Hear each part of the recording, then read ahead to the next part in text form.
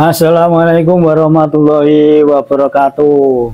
Siapa yang tidak kenal dengan Ustadz Wifi, pendukung setia dari klan Ba'alawi, pendukung Habib yang sekarang ini lagi menjadi bahan perbincangan ramai di dunia nyata dan di dunia maya.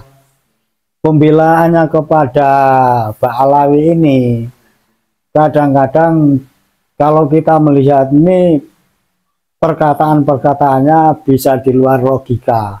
Mungkin karena saking fanatiknya membela Ba'alawi, jadi Ustadz Wifi ini kadang-kadang membawa orang-orang lama, ulama-ulama masa lalu, itu sepertinya dijadikan tameng untuk hujah-hujahnya membela klan Ba'alawi. Tentu yang dibela ya masalah nasab Ba'alawi ini, yang sampai sekarang kita tahu kalau Ba'alawi ini bukanlah dzurriyyahnya dari Nabi. Beberapa kali kalau kita lihat di video-video banyak sekali yang merosting si Ustadz Wifi ini, karena yaitu tadi kalau kita lihat lagi ceramah, lagi ngomong ini memang luar biasa, pinter ngaji, tentu pinter membaca kitab. Tetapi dari pandangan netizen ini yang kurang dari Wifi ini sepertinya dia ini anti ilmu pengetahuan. Ya bisa jadi karena dari kecilnya mungkin mondok terus di pesantren terus sehingga tidak begitu mengenal ilmu-ilmu umum. Sehingga yang berhubungan dengan ilmu umum seperti biologi, kemudian sekarang ini ada tes DNA, ilmu ini sepertinya dianggap nggak ada apa-apanya dibanding dengan ilmu yang dia pelajari. Padahal di dunia ilmu pengetahuan ini segala macam ini bisa dijadikan data. Kalau cuma kita mentok, ya harusnya dengan tes fisik untuk menentukan apakah Ba'alawi ini asli atau tidak dzurriyyah Nabi, maka sekarang ini ada ilmu DNA. Jadi menurut Ustadz Wifi yang ilmu seperti ini sepertinya tidak dianggap. Itulah dianggap netizen ini kekurangan dari Ustadz Wifi yang sepertinya anti ilmu pengetahuan. Lantas dalam berikut ini bagaimana Dr. Sugeng Sugiarto ini sepertinya ini agak gedek-gedek juga melihat ceramah-ceramah dari Wifi ini yang membela begitu fanatiknya klan Ba'alawi, menafikan ilmu pengetahuan, istilahnya ini kemudian dinamai oleh Dr. Sugeng kalau Wifi ini ya otaknya setara beruk, anti ilmu pengetahuan. Bahkan dalam video berikut ini Ustadz Wifi ini dikuliah ya bisa-bisan oleh Dr. Sugeng Sugiarto.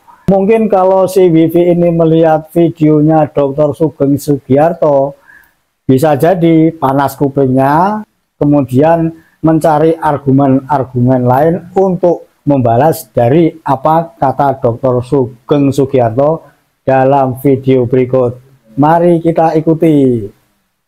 Assalamualaikum warahmatullahi wabarakatuh. Teman-teman, saya baru dapat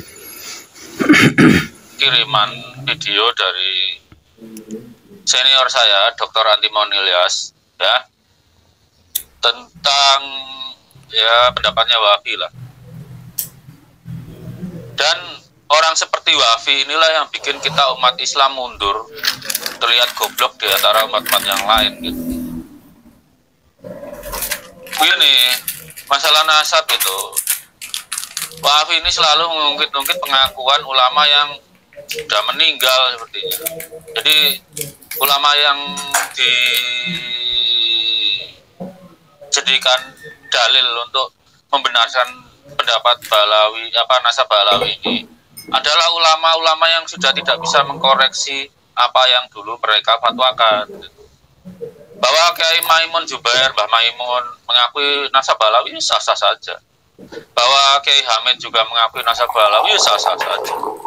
Bahwa Kiai Nawawi juga mengakui nasab Ba'alawi sah-sah saja. Tapi kita generasi muda nggak bisa ikut kayak seperti itu. Kerja ilmiah itu kan seperti itu. kerja ilmiah itu basisnya keraguan. Ya, seperti yang saya kemarin kalian lah ini lihat di share. Ilmiah itu kan suatu kerja sistematis, sesuatu yang kita ragukan kita uji apakah benar atau tidaknya, termasuk pengakuan Mbah Mun, pengakuan Kiai Nawawi, pengakuan Kiai Hamid itu ya harus kita uji kebenarannya. Itu konsekuensi kita hidup sebagai manusia, makhluk yang ilmiah itu. Kalau semua ulama selalu semua generasi terikat sama ulama pendahulu, ngapain Imam Syafi'i sampai berbeda pendapat dengan Imam Malik? Ngapain Imam Ahmad bin Hambal juga berbeda pendapat dengan Imam Syafi'i? Demikian sudah ya kita kan? lihat bersama-sama. Ustadz Wifi tolong belajar lagi lah.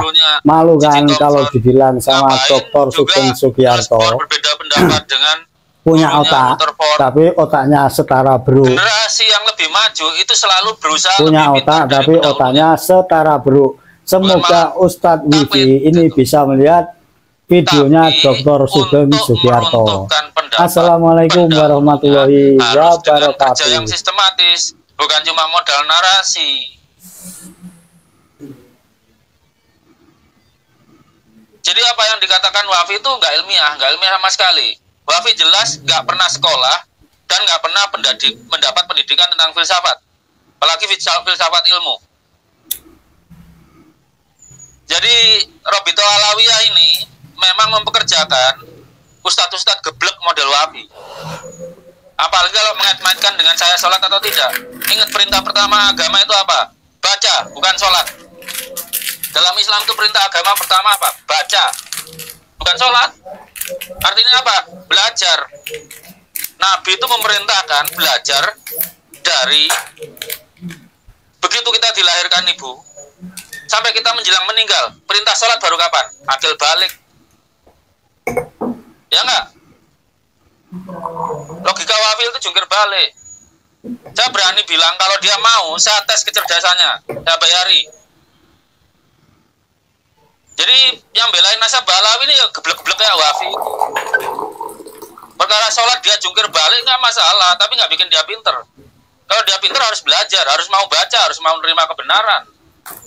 Kebenaran yang dia terima pun dia harus ragu dulu, tapi dia kewajiban ngujinya.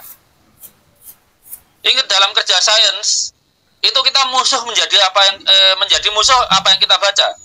Yang kita baca itu kita ragukan, kita uji kebenarannya.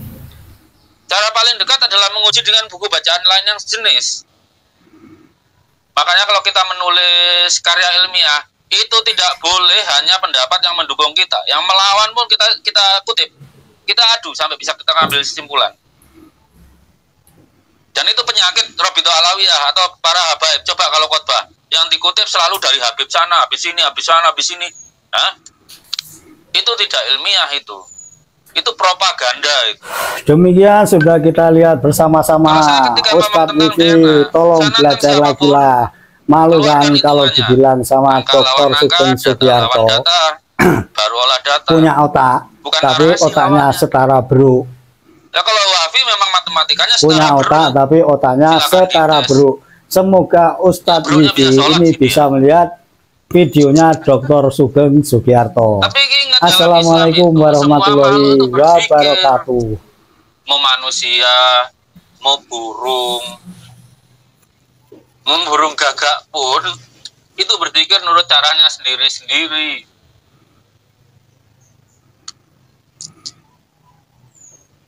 Jadi yang rajin sholat bagus. Tapi kan kewajiban kita nggak cuma sholat aja. Ingat perintah agama pertama itu baca, bukan sholat. Baca, belajar. Belajar apapun yang memberi manfaat kepada umat manusia, kepada alam sekitarnya. Orang-orang yang masih suka nembakin burung itu ya orang goblok-goblok memang sih. Udah burung tinggal dikit, dagingnya pun dikit, kalau ditembak ngapain dia nembak burung? Kan mending bikin rel gitu. Bikin sasaran bergerak dia tembak gitu, bukan nembakin burung yang nggak bisa ngelawan. Jadi itu Wafi, kalau kamu sholat bolak-balik terserah, itu urusan pribadimu. Tapi apakah kamu dengan sholatmu itu membawa manfaat kepada bangsa Indonesia? Itu belum tentu. Kewajibanmu yang pertama itu belajar. Taklid aja nggak diperintahkan kok. Misalnya taklid Kiai Maimun, Kiai Nawawi atau Kiai Hamid, enggak ada perintahnya. Tapi kewajibanmu belajar. Dan dalam ilmiah, kita malah wajib meragukan pengakuan Kiai Maimun, Kiai Nawawi, Kiai Hamid Pasuruan, itu kita wajib meragukan. Setelah kita ragukan, kita uji keyakinannya. Kalau mereka keyakinannya benar, ya kita benarkan. Tapi kalau keyakinannya salah, ya kita koreksi. Gitu loh.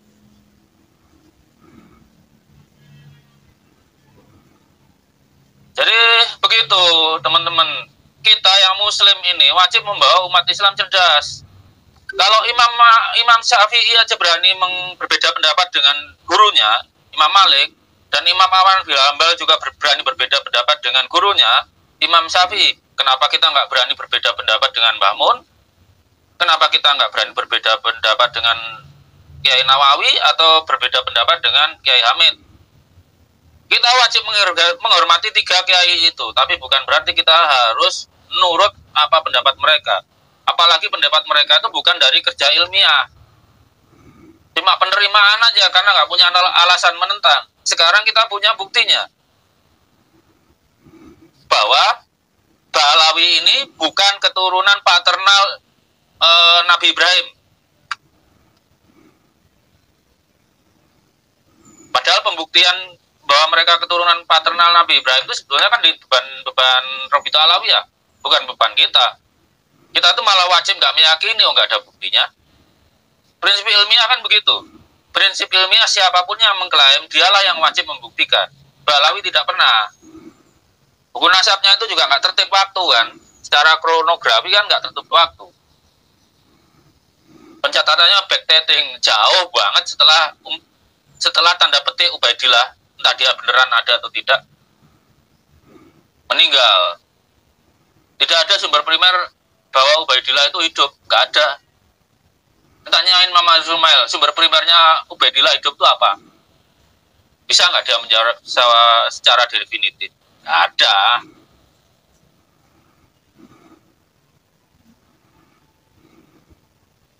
Jadi kalau jadi muslim, kewajibanmu sholat kerjakan sholat.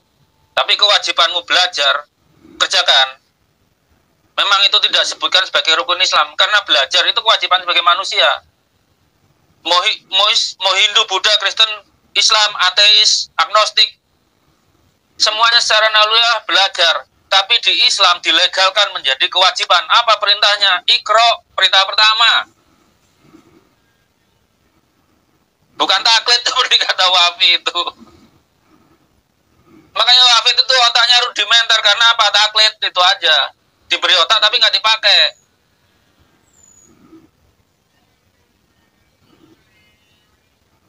Ya, karena yang kemarin bilang Rumal Abbas saja cara berpikirnya salah. Kalau dia mau ilmiah, ya nasabnya Ba'alawi diragukan dulu, baru diuji sesuai kata perkataannya. Bahwa secara historis itu soheh, secara biologis harus soheh. Dan dia yang sekarang tidak sejam pun mendapat pelajaran biologi, kimia, biokimia, genetika, terus apa lagi, bioteknologi atau fisiologi, berusaha memfalsifikasi kebenaran ilmu genetika.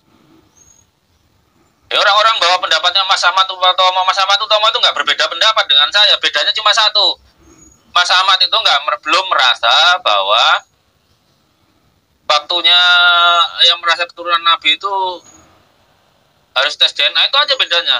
Kalau saya tegas, sesuai. Demikian sudah kita lihat bersama-sama. Ustadz Wifi, tolong belajar lagi lah. Malu kan kalau dibilang sama Dr. Sugeng Sugiarto punya otak tapi otaknya setara buruk. Semoga Ustadz Wifi ini bisa melihat videonya Dr. Sugeng Sugiarto. Assalamualaikum warahmatullahi wabarakatuh.